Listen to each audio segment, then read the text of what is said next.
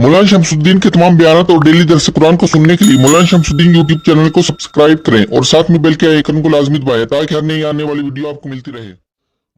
अल्हम्दुलिल्लाह रब्बिल आलमीन वस्सलातु वस्सलामु अला नबिय्यिल करीम अम्मा बाद फ़अऊज़ु बिल्लाहि मिनश शैतानिर रजीम बिस्मिल्लाहिर रहमानिर रहीम फ़इज़ा क़रअतल क़ुरआन फ़स्तइज़ बिल्लाहि मिनश शैतानिर रजीम सुब्हान रब्बिका रब्बिल इज़्ज़ति अम्मा यसिफ़ून व सलामुन अलल मुरसलीन वल्हम्दुलिल्लाहि रब्बिल आलमीन। कल जैसा कि अर्ज़ किया गया, कुरान मजीद की तिलावत से पहले इस्तिआज़ा करना चाहिए। इस्तिआज़ा का मतलब क्या है कि औज़ु बिल्लाहि मिनश शैतानिर रजीम, ये पढ़ना चाहिए। और ये हुक्म इसलिए दिया गया कि कुरान मजीद जैसी अजीम इबादत वो शैतान की शरारतों से महफूज हो जाए, क्योंकि शैतान हर वक्त सोचो फिक्र के अंदर खराबियां पैदा करने के लिए तरह तरह के बुरे आमाल और बुरे वसवसे वो इंसानी दिमागों के अंदर डालता है। तो कुरान मजीद वो सारे बुरे आमाल जो हैं उन सब की मजम्मत करता है। इसलिए कुरान मजीद की तिलावत से कबल अपनी जुबान को झूठ, गीबत, बोहतान, इसी तरह जो बुराइयां हैं उनसे अपने आप को पाक कर ले, ताकि कुरान मजीद की जो बरकतें हैं वो हासिल हो सके और शैतान के वसाविस जो हैं वो दफा हो जाएं। इसलिए कुरान मजीद की तिलावत शुरू करने से पहले जहां पूरी तवज्जो कुरान मजीद की तरफ रखना ज़रूरी है, और बेहतर यह है कि किबला रुख अगर मुयस्सर हो तो किबला रुख होकर कुरान मजीद की तिलावत करे। कुरान मजीद की तिलावत के दौरान में बातचीत और गुफ्तगू से बात रहे। अगर गुफ्तगू कोई ज़रूरी करनी पड़े तो कुरान मजीद की तिलावत को रोक कर कुरान पाक को देख कर पढ़ रहा है तो कुरान मजीद को बंद कर दे और वो ज़रूरी बात करने के बाद फिर औज़ु बिल्लाहि मिनश शैतानिर रजीम इससे इब्तिदा करके कुरान मजीद की तिलावत जो है उसको शुरू करें। क्योंकि कुरान मजीद जैसा कल जिक्र किया गया, इसकी तिलावत ये अल्लाह से बात करना है, और अल्लाह ताला से बात करने के दरमियान किसी और से बात करना ये अल्लाह के कलाम की अजमत के खिलाफ है। इसलिए चाहिए ये कई हजरात अपनी दुकानों पर कुरान मजीद की तिलावत सुबह सुबह लगाते हैं, अपने होटलों पर चाय वाले, और उधर वो गप्पों में मसरूफ होते हैं। उनके गाहक जो हैं वो भी बातों में मसरूफ होते हैं। बस वो लगा दी तिलावत, उसके ऊपर ریڈیو پر یا ٹی وی پر اور سمجھا کہ اس سے برکت حاصل ہو جائے گی، برکت نہیں حاصل ہوگی اس سے۔ اس لیے کہ جب کسی کی توجہ ہی اس کے سننے کی طرف نہیں ہے تو آپ تلاوت کر کے قرآن مجید کی بے عزتی کر رہے ہیں، توہین کر رہے ہیں۔ اسی طرح گانے بجانے کی جہاں ریکارڈنگ ہوتی ہے، ان مقامات پر قرآن مجید کی تلاوت کو لگانا یہ گناہ ہے۔ تو ایسے مقام پر قرآن مجید کی تلاوت کو نہیں لگانا چاہیے۔ قرآن مجید کی تلاوت کے وقت وضو کا اہتمام کرے۔ اگر قرآن مجید کی کو چھونا ہے جہاں وہ آیت لکھی ہوئی ہے تو اس آیت کو چھونا بغیر وضو کے ناجائز ہے۔ الگ بسم اللہ لکھی ہوئی ہے، اس کو بھی بغیر وضو کے چھونا جو درست نہیں۔ اس لیے تو کہا جاتا ہے کہ جب آدمی کسی چیز کو شروع کرے تو بسم اللہ تو پڑھنی چاہیے، اچھا کام ہو تو۔ جب اچھا کام آدمی کرنے لگے تو اس کی ابتدا میں اللہ کا نام لینا چاہیے، بسم اللہ پڑھنی چاہیے۔ تو بسم اللہ سے برکات حاصل ہوتی ہے، اللہ تعالیٰ کا نام لینے سے اس چیز میں برکت آ جاتی ہے۔ آپ دیکھ لیں کہ جانور جو ہے اس کو ذبح کرنے لگے ہیں تو اس کے لیے کیا پڑھا جاتا ہے؟ بسم اللہ، اللہ اکبر۔ اگر یہ نہیں پڑھا جائے گا اور اس کے گلے پر اس نے چھری پھیر دی تو وہ جانور جو ہے اس کا گوشت حلال نہیں ہوا۔ آپ دیکھ لیں، بسم اللہ اللہ اکبر کا کلمہ نکالا زبان سے اور یہ کہہ کر چھری پھیری تو وہ اس جانور کا گوشت حلال ہے۔ اور اگر اس کے بغیر چھری پھیری اس نے تو وہ جانور، اس کا گوشت درست نہیں۔ یہ اللہ کے نام کی برکت ہے۔ تو اللہ تعالیٰ کا نام، جناب رسول اللہ صلی اللہ علیہ وسلم کا ارشاد گرامی ہے، کل امر ذی بال لم یبدا بسم اللہ فہو اقطع او ابتع او کما قال علیہ الصلوۃ والسلام، کہ ہر وہ کام جو اچھا ہو تو اس کی ابتدا اللہ کے نام سے کرنی چاہیے، بسم اللہ کے ساتھ اس کی ابتدا کرنی چاہیے۔ تو جب ہر کام اچھا جو ہے اس کی ابتدا میں حکم دے دیا اللہ نے اپنا نام لینے کا، اور بسم اللہ کو خالق کائنات نے اتارا، اور بعض روایات کے اندر مفسرین نے لکھا کہ جبریل امین جب اترے تو پہلے انہوں نے آپ صلی اللہ علیہ وسلم کو تعوذ وہ بتلائی کہ آپ اعوذ باللہ من الشیطان الرجیم یہ پڑھیے۔ انہوں نے پڑھا، جبریل نے پہلے، پھر آپ نے پڑھا، پھر بسم اللہ الرحمن الرحیم پڑھا، اور اس کے بعد پھر اقرا بسم ربک الذی خلق خلق الانسان من علق۔ یہ پہلی 5 آیتیں وحی کی اتری۔ تو گویا سب سے پہلی وحی جو ہے اس کی ابتدا بھی خالق کائنات نے بسم اللہ سے فرمائی، اور بسم اللہ سے پہلے تعوذ جو ہے وہ بھی آپ صلی اللہ علیہ وسلم کو بتلایا گیا، سکھلایا گیا۔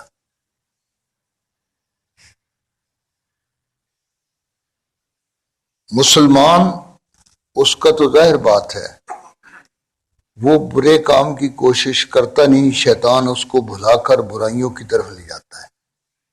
ورنہ مسلمان کا کام برائی سے کیا ہے؟ برائی اللہ کی نافرمانی ہے، وہ اللہ کے غصے کو دعوت دینے والی ہے،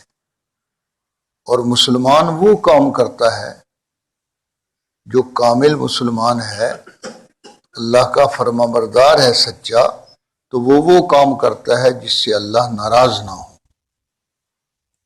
تو ظاہر بات ہے وہ اچھا ہی کام ہوگا، کیونکہ برے کاموں سے پتہ ہے ہر مسلمان کو کہ اللہ ناراض ہوتے ہیں۔ تو جب اچھا کام کرے گا تو اس کی ابتدا اللہ پاک نے فرمایا میرا نام لے کر اس کی ابتدا کرو، اس کی وجہ سے اس میں برکتیں آ جائیں گی، اور اس کام جو ہے اس کے کرنے کے لیے اللہ جل شانہ ہمت عنایت فرما دیں گے، اللہ کی توفیق شامل حال ہو جائے گی، اللہ کی رحمتیں جو ہیں وہ اللہ کا نام لینے کی وجہ سے اتریں گی۔ کام جو ہے وہ تو کافر بھی کرتا ہے، مگر کافر کے کام کے اندر برکت نہیں، مسلمان کا کام جو ہے، دنیا کے کام جو ہیں، جب ان کی ابتدا اللہ کے نام سے کرے گا تو پھر اس کا یہ دنیا کا کام جو ہے یہ بھی اس کے لیے بمنزلہ عبادت کے بن جائے گا۔ بیٹھا دکان پر ہے اور کپڑا ناپ کر دے رہا ہے تو اس کی ابتدا اس نے اللہ کے نام سے کی ہے، تو وہ دنیا کا جو کام کر رہا ہے وہ بھی اللہ تعالیٰ کے اس حکم کو پورا کر رہا ہے کہ بیوی بچے جو ہیں ان کو خرچہ دینا مناسب اپنی ہمت کے مطابق، یہ اللہ تعالیٰ نے ہی اس کا حکم دیا ہے، اس حکم کو وہ پورا کر رہا ہے، لہذا اس کا وہ کپڑا ماپ کر دینا یہ بھی عبادت ہے، وہ عبادت بن جائے گا، حالانکہ وہ دنیا کا کام ہے، لیکن دنیا کا کام اللہ کا نام لینے کی وجہ سے بابرکت ہو جائے گا، اور اس پر وہاں بیٹھے ہوئے بھی اس کا ثواب لکھا جا رہا ہو۔ تو کیا یہ بہتر ہے کہ ہمارے دنیا کے کام جو ہیں اس میں بھی ہمیں ثواب ملے اور خالق کائنات کی رضامندی حاصل ہو، یا یہ بہتر ہے کہ اللہ کا نام نہ لیا جائے اور اللہ کا نام نہ لینے کی وجہ سے اس میں شیطان جو ہے اس کی دخل اندازی ہو، اور پھر شیطان کی دخل اندازی کی وجہ سے آدمی اپنے اس رزق جو ہے، حلال رزق جس کا ذریعہ اللہ نے دے رکھا ہے، اس کے اندر جب جھوٹ بولتا ہے اور ملاوٹ کرتا ہے جس چیز کو اس کے ساتھ ملانا نہیں چاہیے، تو خالق کائنات جو ہیں وہ اس کی ناراضگی اس کو، اور رزق جو ہے اس کے اندر حرام کی ملاوٹ ہونے کی وجہ سے وہ حلال رزق جو ہے وہ بھی حرام ہو جاتا ہے۔ تو اللہ تعالیٰ کا نام ہی ہر چیز کے اندر برکت کا باعث ہے۔ تبارک الذی نزل الفرقان، کہ وہ ذات بابرکت ہے، اس کا نام برکتوں والا ہے جس نے قرآن کو اتارا ہے۔ تو خالق کائنات نے تاکہ ہر کام کے اندر جو دنیاوی کام بھی ہیں ان کا مقصد اللہ تعالیٰ کے حکم کی تعمیل اور عبادت کے اندر، تاکہ اس سے سکون اور اطمینان حاصل ہو جائے، سہولت پیدا ہو جائے، اس لیے مسلمان بندہ جو ہے وہ ان دنیا کے کاموں کو کرتا ہے تاکہ عبادت میں سہولت ہو جائے، تنگی نہ ہو، بے دھیانی جو ہے وہ نہ ہو۔ جب اطمینان سے رزق کمایا ہوگا تو ظاہر بات ہے پھر آرام سے اللہ کا نام لے کر اس کو جو وقت اس سے فارغ ہوگا اس میں اللہ تعالیٰ کو یاد کرے گا۔ اللہ تعالیٰ نے اپنے پیغمبر صلی اللہ علیہ وسلم کو فرمایا فَإِذَا فَرَغْتَ فَانْصَبْ، کہ جب تم فارغ ہو جاؤ جو کام کرنے کے ہیں۔ آپ صلی اللہ علیہ وسلم کا کام اور ذمہ داری تو دعوت و تبلیغ تھی، تو آپ دعوت و تبلیغ اور تعلیم جو ہے اس سے فرمایا جب فارغ ہو جائیں فَانْصَبْ، تو اس وقت اللہ تعالیٰ کی بارگاہ کی طرف رجوع کیجئے، وَإِلَىٰ رَبِّكَ فَارْغَب، اور اپنے رب کی طرف رغبت کیجئے، یعنی اس وقت پھر الگ خالق کائنات کو توجہ کر کے اللہ تعالیٰ کو یاد کرو، خواہ وہ تلاوت کے ذریعے ہو یا اللہ تعالیٰ کی اسماء جو ہے مبارکہ ان کو اپنی زبان پر کثرت کے ساتھ لا کر وہ اس ذریعے سے ہو، تو آسان ترین اس کا ذریعہ قرآن مجید کی تلاوت ہے۔ تو قرآن مجید کی تلاوت والے عظیم الشان عمل کو محفوظ کرنے کے لیے اللہ نے استعاذے کا حکم دیا، اور اس کے بعد پھر بسم اللہ الرحمن الرحیم۔ یہ بسم اللہ جو ہے قرآن مجید کے اندر جس طرح لکھی ہوئی ہے، عام عربی میں بسم کا لفظ جو ہے وہ اس طرح نہیں لکھا جاتا، بلکہ با کے بعد الف جو ہے وہ آتی ہے۔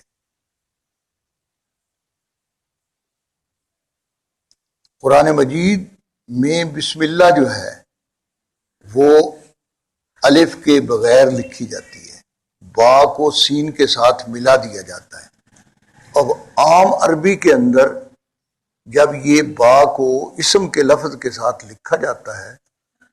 تو وہ الف ظاہر کیا جاتا ہے لکھنے میں۔ اس سے یہ بات معلوم ہوتی ہے کہ قرآن مجید کی کتابت کا جو ہے یہ بھی ایک خاص طریقہ ہے، اور ان الفاظ کو اسی طرح لکھنا ضروری ہے جس طرح کہ حضرت عثمان غنی رضی اللہ نے اس قرآن مجید کے نسخے کروا کر جو صدیق اکبر رضی اللہ نے اپنے زمانے کے اندر اس کتابت کو جمع کر کے جو آپ صلی اللہ علیہ وسلم کے سامنے لکھی گئی تھی، پورا قرآن مجید جو ہے حضرت زید بن ثابت رضی اللہ نے وہ کاغذوں پر چڑھا دیا، اور ان کو اسی طریقے سے ہی لکھا جس طریقے سے آپ صلی اللہ علیہ وسلم کے سامنے لکھا گیا تھا۔ اس لیے کہ مدینہ منورہ کے ہر شخص کو یہی حکم تھا حضرت ابو بکر صدیق رضی اللہ کا کہ بھئی قرآن مجید لکھا ہوا تم پیش کرو، تو اس کے لیے دو شرطیں ہیں۔ ایک شرط یہ ہے کہ آپ صلی اللہ علیہ وسلم کے سامنے لکھا ہو، اور دوسری شرط یہ ہے کہ تمہیں خود بھی یاد ہو۔ یہ دو شرطیں جو ہیں جب پوری ہو جاتی تھی تو پھر وہ ان سے وہ تختی، ان سے وہ جو ہے پتھر کا وہ جو ٹکڑا، اسی طرح کھجور کے درخت کا ڈینٹل یعنی نچلا حصہ، یا ہڈی،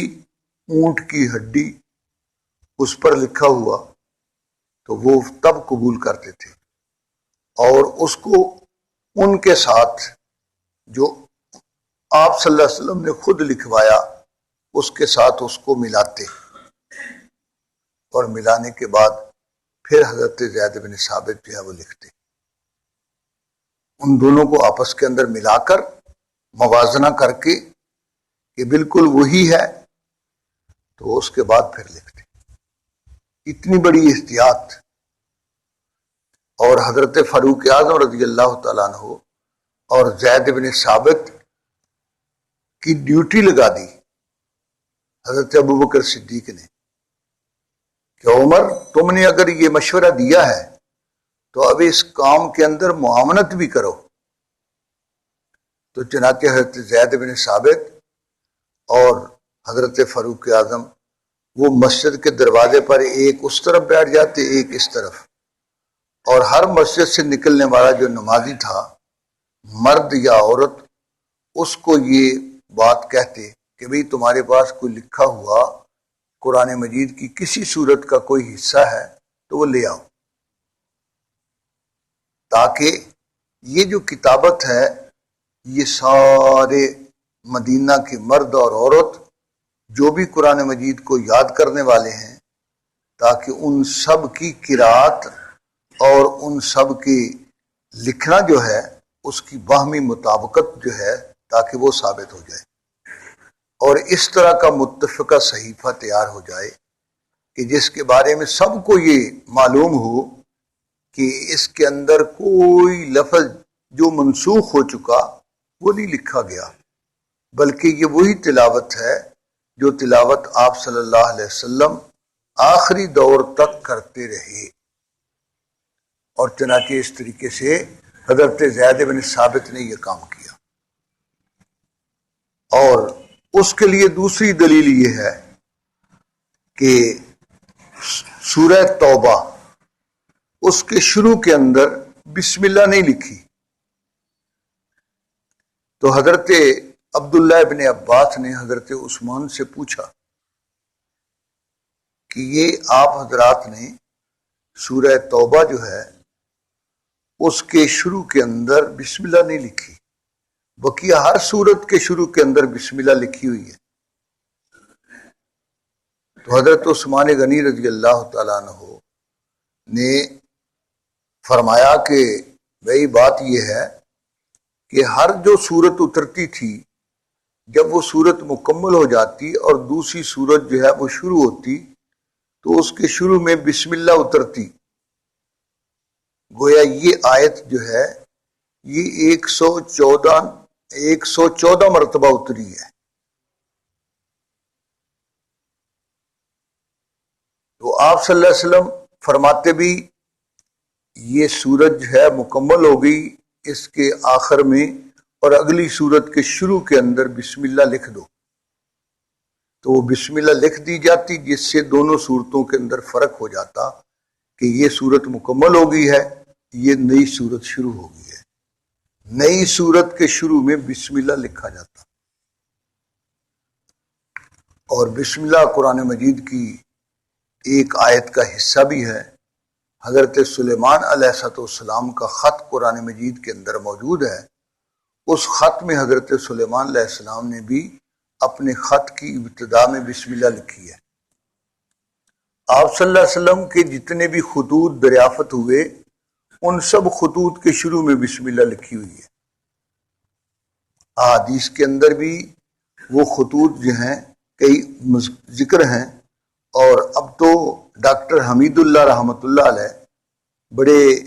سکالر ہوئے ہیں، تو انہوں نے جناب رسول اللہ صلی اللہ علیہ وسلم کے خطوط جو ہیں دنیا کی مختلف لائبریریوں سے وہاں سفر کر کے جا کر اور ان کے فوٹو حاصل کیے، اور فوٹو حاصل کرنے کے بعد پھر ان کو شائع کیا. آپ صلی اللہ علیہ وسلم کے بہت سارے خطوط جو ہیں وہ انہوں نے اکٹھے جمع کر کے تو اب وہ شائع ہو چکے. بین ہی وہی خطوط وہ مختلف جگہوں میں، کیونکہ مسلمانوں کی سلطنت جو ہے جب 560 ہجری کے اندر بغداد جو ہے وہ تباہ ہوا اور ہلاکو خان نے اس پر قبضہ کر کے تو وہاں کی لائبریریوں کو جلا دیا اور وہاں کی کتابوں کو دریائے دجلہ کے اندر پھینک دیا. تو اس کے بعد میں جو مسلمان حکومتیں بنی ان کو جو چیز آپ صلی اللہ علیہ وسلم کی محفوظ ملی انہوں نے اپنے ہاں یا جہاں وہ محفوظ ہو سکتی تھی تو انہوں نے وہ محفوظ کرنے کی کوشش کی. چاچی اسی لیے استنبول کے اندر کئی چیزیں آپ صلی اللہ علیہ وسلم کی اسی طرح محفوظ ہیں. قرآن مجید جو حضرت عثمان غنی رضی اللہ کے زمانے میں لکھوا کر جس کے نسخے مختلف دارالحکومتوں کے اندر بھیجے گئے، تو ان نسخوں میں سے کئی نقلیں جو ہیں وہ ان کی میسر آ گئیں. ایک ہی نہیں بلکہ کئی نقلیں. اور میں نے پہلے بھی کئی مرتبہ عرض کیا کہ حضرت حسن رضی اللہ تعالیٰ عنہ کے دست اقدس کا لکھا ہوا نسخہ قم کی لائبریری میں ایران کے اندر موجود ہے، اور اس کی ترتیب یہی ہے